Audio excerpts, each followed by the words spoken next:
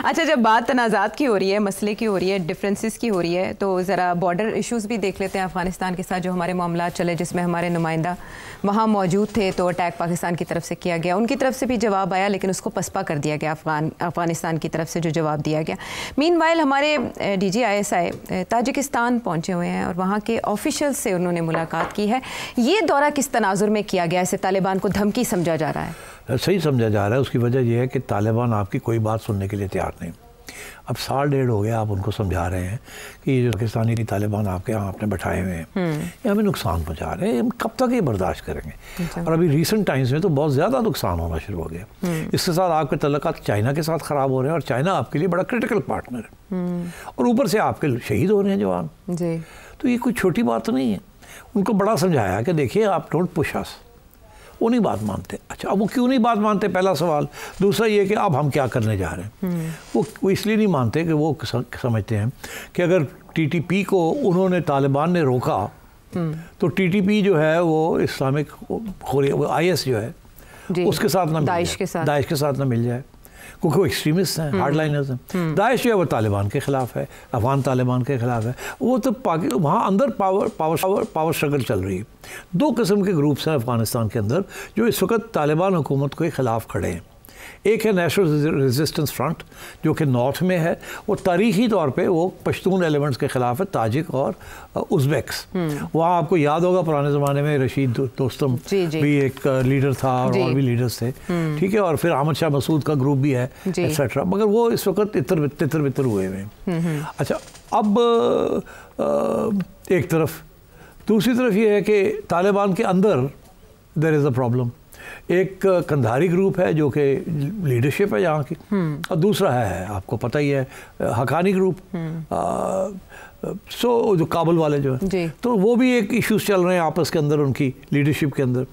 तो अब पाकिस्तान ने समझाया तालिबान को कि देखिए डोंट पुश अस, वो नहीं बात माने। वो कहते हैं हमारी मजबूरी है, हम नहीं इनको TTP को नाराज़ कर सकते, तो वो तो हमारी मजबूरी है। तो अब उन्होंने आके बात आगे बढ़ा दी है कि वो हमारे मेहमान हैं, हम तो बिल्कुल कुछ नहीं कर सकते। इन्होंने कहा अच्छा तेरे थोड़े मेहमान ने, ठीक है। फिर इन्हें जाके ठा बम मार देते, ठीक। अब तालिबान के पास तो कोई एयरफोर्स नहीं है ना कि इनको रोक सकते हैं। तालिबान के पास तो इरेगुलर और आर्मी भी नहीं है, वो तो इरेगुलर गुरिल्ला वॉरफेयर ही कर सकते हैं। मगर अब तो वो तो इन्वॉल्व है इंटरनल डिफेंस में, तो वो ज़्यादा बॉर्डर पोस्ट को छोटी मोटी ठूठा कर सकते हैं, फायरिंग कर सकते हैं। तो आपने क्या किया कि एक तो उनको कहा कि अच्छा फिर ऐसी बात है तो फिर ठीक है, ठा हम कर देंगे और हम जाके इनके TTP के लीडर्स को अटैक करेंगे। उसमें 2 किस्म के फैसले हुए हैं। एक ये कि चुन के उनके लीडर्स को असैसिनेट किया जाए। ये जो टैक्टिक है ये इंडिया से इन्होंने पिकअप किया है। इंडिया ने आपके कश्मीरी लीडर्स को और जिहाद के लीडर्स को जो पाकिस्तान और कश्मीर में बेस्ड हैं उनको चुन के असैसिनेट किया है यहाँ। जिसके बाय द वे अब एक आर्टिकल आज वॉशिंगटन पोस्ट में भी आया है कि इंडिया रॉ किस तरीके से रेजिस्टेंस के जो लीडर्स हैं कश्मीरीज बेस्ड इन पाकिस्तान उनको किस तरीके से चुन के असैसिनेट कर रहे हैं। ये वही दोवल की डॉक्ट्रिन है जो कि उन्होंने अपने क्रिटिक्स जो सिख के जो रेजिस्टेंस है वहाँ उनको टारगेट कर रहे हैं, जिसके साथ कनाडा के साथ तल्लुकात खराब, खालिस्तान मूवमेंट, खालिस्तान। तो इंडिया के जो टैक्टिक्स थे कि पिक एंड किल लीडर्स, वो अब हमने कहा अच्छा फिर है गल है असी फिर तालिबान दे भी लीडर्स चुन के ठोकने ऐसे। तो एक तो इन्होंने ये कर दिया। दूसरा सिमिलरली जैसे इंडिया ने किया था सर्जिकल स्ट्राइक, तो इन्होंने भी सर्जिकल स्ट्राइक कर दी जाके अफगानिस्तान में और जब बंदे मार दिए वहाँ उनके क्या कैंप्स के ऊपर, डैमेज किया, ठीक। तो सिग्नल तो बड़ा स्ट्रॉन्ग गया टू द तालिबान, मगर दैट्स नॉट इनफ। उनको पता है कि ये लॉन्ग टर्म गेम है ये। तो अब क्या है, अब बड़ी सीधी सी बात है, ठीक। एक तो इन्होंने सोचा कि जो वखान कॉरिडोर है, अब वखान कॉरिडोर क्या है, वखान कॉरिडोर के ऊपर पाकिस्तान का कंट्रोल होना चाहिए। Wakhan corridor is up in the north, it's a small strip of land, okay, that कनेक्ट्स that in a sense connects Afghanistan to Tajikistan, right, ठीक। तो इन्होंने ताजिकिस्तान के साथ तल्लुकात बढ़ा रहे हैं। 2 लेवल पे ताजिकिस्तान के साथ तल्लुक पाकिस्तान अब बढ़ाना चाह रहा है। एक ये उनसे बिजली खरीदना चाह रहा है, अच्छा। तो उसकी वो वखान कॉरिडोर के जरिए आएगी। तो एनर्जी का इश्यू है, तो वो वखान कॉरिडोर के ऊपर कंट्रोल की ज़रूरत पड़ गई है, अच्छा। और मेरा ख्याल है इनको चाइना ने ग्रीन लाइट दे दी है, क्योंकि वो चाइना को भी लगता है। तो उन्होंने कहा जी वखान कॉरिडोर जो है वो अब हमने अपने हाथ में रखना है, ठीक। तो उधर थोड़ी बहुत पेशकदमी हो रही है तालिबान को थोड़ा सा कमज़ोर करने के लिए कि ये अब हम इसके ऊपर हमारा कंट्रोल होगा। तो they are discussing that with Tajikistan. But more important, Tajikistan के अंदर जो ये जिसकी मैंने जिक्र किया नेशनल रेजिस्टेंस फ्रंट, उसकी लीडरशिप जो है वो अफगानिस्तान में नहीं, वो ताजिकिस्तान में बैठी है। ताजिक है ना जी, तो इधर भी वो ताजिक है ना जो अफगानिस्तान के ताजिक। तो ये अब गए हैं ताजिक हुकूमत से बात करने के लिए कि जो आपके पास नेशनल रेजिस्टेंस वाले लोग आपने पनाह दी हुई है, वो तो मेहरबानी करो साढ़े तलकात बनाओ ना उन्होंने, ताकि हम उनको पैसे वैसे दें और कहे अच्छा फिर तुसी भी आ जाओ। Enemy of my enemies my friend. अच्छा। तो आयशा अब ये है कि तालिबान को समझाने के लिए जो लेवरेजेस हम इस्तेमाल करेंगे they will be very significant. पहला leverage is going to be, अभी एक और आना है अभी लेवरेज, पहला leverage is going to be जैसे मैंने एक्सप्लेन किया, it's going to be the national resistance, Tajiks को सपोर्ट करेंगे अब अगेंस्ट द तालिबान। दूसरा है कि PTTP को अटैक करेंगे, precise coordinated attacks to weaken. That is the only way the Taliban जो हैं, जो अफगान तालिबान हैं, उनके साथ नेगोशिएशन हो सकेगी। नेगोशिएशन हमेशा इक्वल्स के दरमियान होती है, अगर कोई इक्वल अनइक्वल हो तो नेगोशिएशन नहीं होती। तो they are trying to redress that balance. तो मेरा ख्याल है ये पहली दफ़ा एक्चुअली एक अफगान पॉलिसी बनी है। अच्छा। आज तक अफगान पॉलिसी बिल्कुल जिसे कहते हैं ना अप इन द एयर थी। अब पहली दफ़ा एक जिसे कहते हैं ना it's aggressive positive Afghan policy बनी है कि ये लोग जिनको हमने 20 साल सपोर्ट किया, ये अब हमारी बात नहीं मान रहे, आप कहते हैं हम तो मानते ही नहीं है ड्यूरेंट लाइन को, ये फिर इन्होंने उकसा लिया, ये अब हमें फिर अंडरमाइन कर रहे हैं, ये समझ रहे हैं हम कमज़ोर हो गए बिकॉज हमारी इकोनॉमी नहीं चल रही, हमारे अंदर दरमियान में झगड़े हो रहे हैं। इनको भी अब सबक सिखाने की बात वारी आ गई। After all we are Pakistan, we are nuclear power, we have a great army, we have a great air force, let's teach them a lesson थोड़ा बहुत, ताकि टेबल पे तो आए, बातचीत तो हो सके।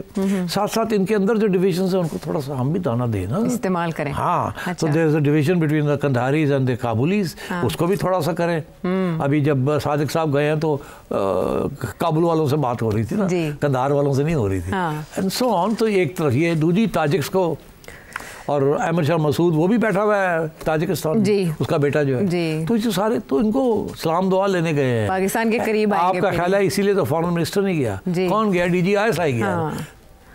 फॉरेन मिनिस्टर जाता ना अगर कोई और बात होती, कोई और बात तो DGI गया ना। हाँ। चुप करके गया, उसे सब मुलाकात होएगी, उसे कहेंगे आ जाओ पाजी आ जाओ, की चाहिए जी, आओ ना जरा इन्होंने सीधा करिए। अच्छा, वैसे ये बड़ी इंटरेस्टिंग बात है कि पहली बार अफगान पॉलिसी, जैसे सेठी साहब के अल्फाज हैं, एक अरसे से ये समझा जा रहा था कि शायद अफगानिस्तान के साथ हमारे तनाज़ात का कोई हल नहीं है और ऐसे यहाँ खित्ता मसाइल का शिकार रहेगा। माइंड अप्लाई किसने किया? ये स्मार्ट मूव देर से हुई, लेकिन किसकी जानिब से इनिशिएट किए गई? किसको क्रेडिट देंगे आप इसका? नहीं, आई थिंक पॉलिसी रिव्यूज़ में तो होता है ना, when you find a policy has failed, तो एस्टैब्लिशमेंट ने फिर बैठ के दिमाग लड़ाया और सोचा अब और कुछ चारा नहीं रहा। ठीक। अब इसीलिए नए DGI आ गए, और जो नए DG आए हैं, he is been told to get on with it. ठीक है। So I think he is getting on with it smartly. So ये है अफगानिस्तान के मामले का तजिया। वापस आते हैं ब्रेक के बाद।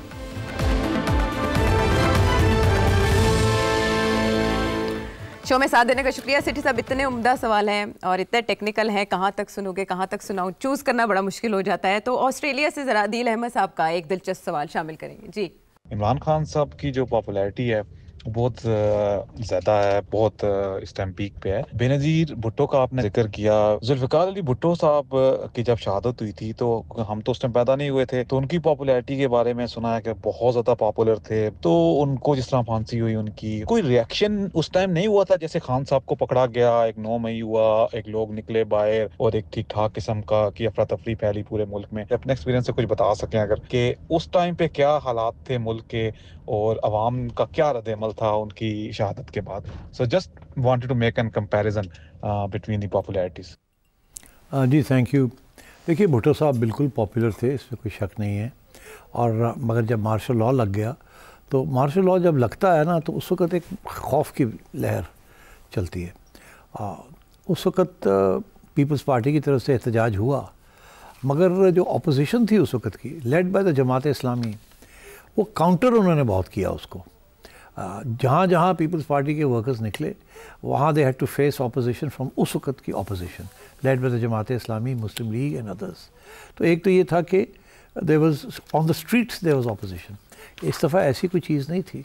नून लीग के लिए पीटीआई के ख़िलाफ़ कोई नहीं निकला, पहली बात।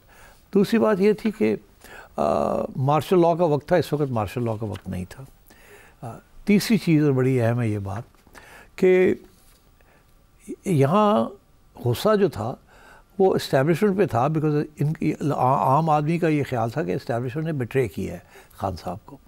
उस वक्त ऐसी सूरत हाल नहीं थी। भुट्टो साहब के ख़िलाफ़ जब मार्शल लॉ लगा तो सारा पाकिस्तान भुट्टो साहब के ख़िलाफ़ होता जा रहा था। उन्होंने सारे सियासी लीडर्स को जेल में डाल दिया था, नैब को जेल में डाल दिया था, बैन कर दिया था। सारे कोई 55 MNAs MPAs जो थे उनको जेलों में, हैदराबाद जेल में डाल दिया था। और so it was a difficult situation for him. और फाइनली ये कि जब भुट्टो साहब ने क्रैकडाउन करने की कोशिश की लाहौर शहर में, तो उन्होंने लाहौर शहर के अंदर मार्शल लॉ लगाने की कोशिश की, लिमिटेड 245 वगैरह। तो उस वक्त लाहौर हाई कोर्ट के जजेस ने स्ट्राइक डाउन कर दिया। तो he basically lost the support of his own party, because his party was not able to mount a strong opposition. अब तो सिचुएशन ये थी इस वक्त खान साहब के ख़िलाफ़ तो नून लीग नहीं खड़ी हो सकी, कोई भी खड़ा नहीं हो सका। और फाइनल पोजीशन ये है कि उस वक्त हम उठते थे सुबह तो अखबार ढूंढते थे कि अखबार के अंदर ख़बर पता चले कि आज हुआ क्या पाकिस्तान में, कौन बाहर निकला कौन नहीं निकला। कोई तरीका नहीं था।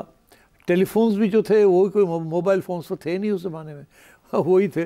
और तो कम्युनिकेशन बहुत मुश्किल थी to get people to come out and to join hands and do something. Organise करना भी बहुत मुश्किल था। तो आजकल के हालात में तो organising is very easy via social media. तो मेरा ख़्याल है इस किस्म की वजह थी कि इस दफ़ा लोगों को इकट्ठा कर लिया गया, एहतजाज तकड़ा हुआ, क्योंकि एक पूरी मुहाज़ और माहौल बन चुका था जो कि इमरान खान ने एक्सप्लॉइट किया।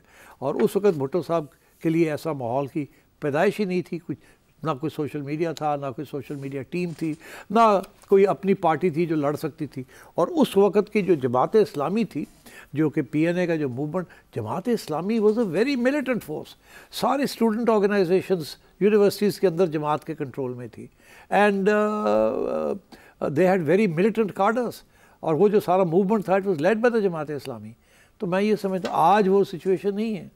आज अगर जमात इस्लामी, मौलाना फजल, ये सब अपने कारकुनों को ले आते, नून लीग वाले बाहर आ जाते, जहाँ जहाँ ये डेमोन्स्ट्रेट कर रहे थे वहाँ वो भी डेमोन्स्ट्रेट करते, तो शायद ये इस यहाँ तक इस नौबत ना आती कि ये लोग उठ के और लॉन्ग मार्चेस करनी शुरू कर देते।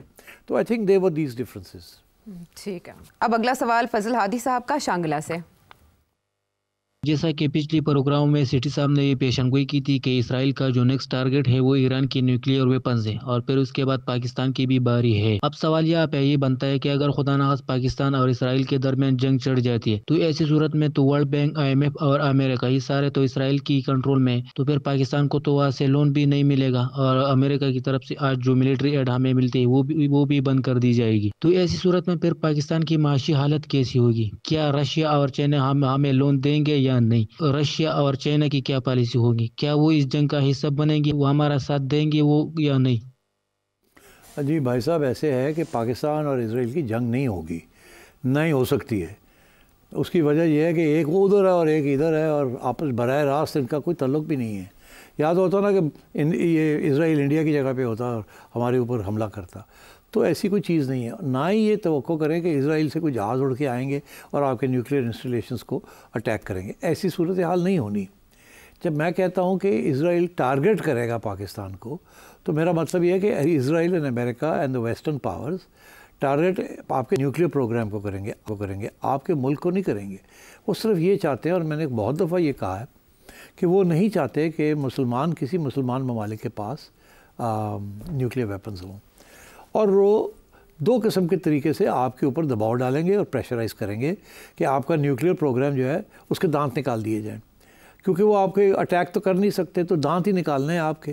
तो वो कैसे दांत निकालने हैं? तो उसके लिए उनका जो फार्मूला है, जो 90 की दिहाई में जैसे सोवियत यूनियन टूटा और सोवियत फोर्सेस जो थी अफ़गानिस्तान से चली गई, तो उससे बाद वो उनका इंटरेस्ट पाकिस्तान में बिल्कुल गिर गया था। और उस वक्त उन्होंने पाकिस्तान के ऊपर पहली दफ़ा न्यूक्लियर प्रोग्राम के ऊपर दबाव डालना शुरू किया।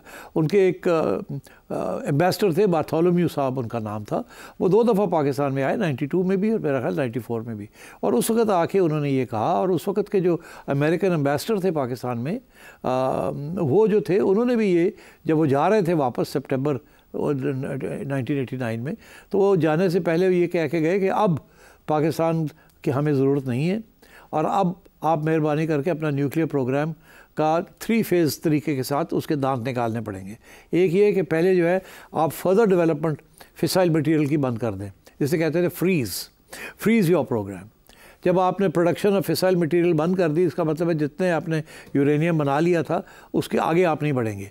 सेकेंड स्टेज ये थी कि जब वो ख़त्म हो जाएगा और इंस्पेक्शन शुरू हो जाएंगी कि आप नहीं कर रहे, तो फिर ये होगा कि जो आपने वॉरहेड्स बनाए हैं उनके ऊपर कैप लगा दी जाएगी, मीनिंग कि वो इस्तेमाल नहीं कर पाएंगे, आपके पास रहेंगे मगर उनको डिसआर्म कर दिया जाएगा।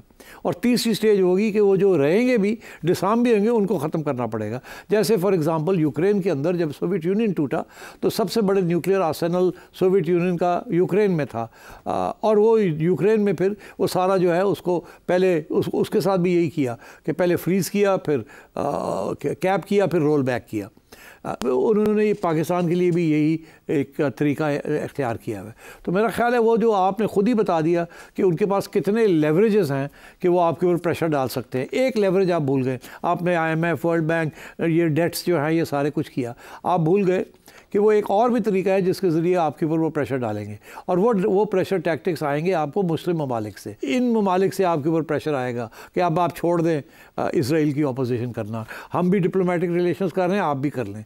बाकी जब और अगर आप करेंगे तो फिर आपको इतना ख़तरा नहीं है, once you have diplomatic relations with Israel, तो फिर आपको इतना ख़तरा नहीं है आपके न्यूक्लियर प्रोग्राम को, फिर हम उधर नहीं जाएंगे। तो मेरा ख्याल है it is a question of leveraging and pressures, उसके ज़रिए आपको टाइट किया जाएगा, और अगर आप रेजिस्ट करेंगे तो फिर जाहिर है then they will become nasty. China और रशिया क्या करेंगे? चाइना रशिया कुछ भी नहीं कर सकते, वो आपकी सारी तजारत जो है और लिंक जो है आपकी इकॉनमी की इज़ विद द वेस्ट। तो चाइना तो आपके तो सिर्फ कर्जे लेते हैं और आपका कोई ख़ास लेना देना नहीं, आप इंपोर्ट करते हैं, एक्सपोर्ट बहुत कुछ भी नहीं करते चाइना को आप, और रशिया के साथ तो तजारत है ही नहीं, so they won't be able to do much. चलें, ये तो काफ़ी तफसील के साथ वाज़े हो गया इसका जवाब। रज़ीउद्दीन साहब कराची से, डॉक्टर गुलरेज़ उकाड़ा से, हसन बाजवा ऑस्ट्रेलिया से, फुरकान लाहौर से और अहमद मुख्तार साहब इटली से। इसके अलावा भी बहुत से सवाल आइंदा के लिए उठा रखेंगे। अगले प्रोग्राम तक के लिए इजाज़त दें।